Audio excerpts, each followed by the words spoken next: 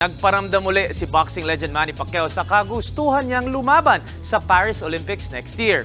Ayon kay Pacman, gusto niya sumali sa Philippine team para sa Summer Games. Mukhang ipapasok ng Philippine Olympic Committee ang pambansang kamao through the universality place. Ito ang binibigay sa mga bansa na nahihirapan magpadala ng mga pangbato sa mga laban.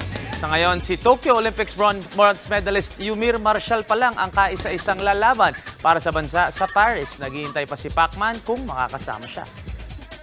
Wala pa kaming update na natatanggap sa kanila but I'm just waiting for the approval of the Olympics Committee.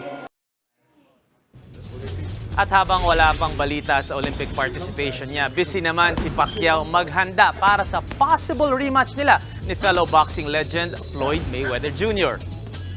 We're on negotiation right now but we will announce it if matuloy yan.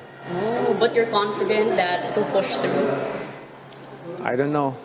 Maybe. We will announce in a proper time.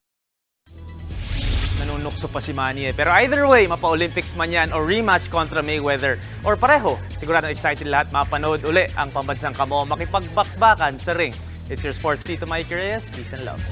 What's up mga kapatid? It's your sports Tito Mike Reyes at huwag magpahuli sa mga umaaksyong bakbakan at harapan sa loob at labas ng bansa.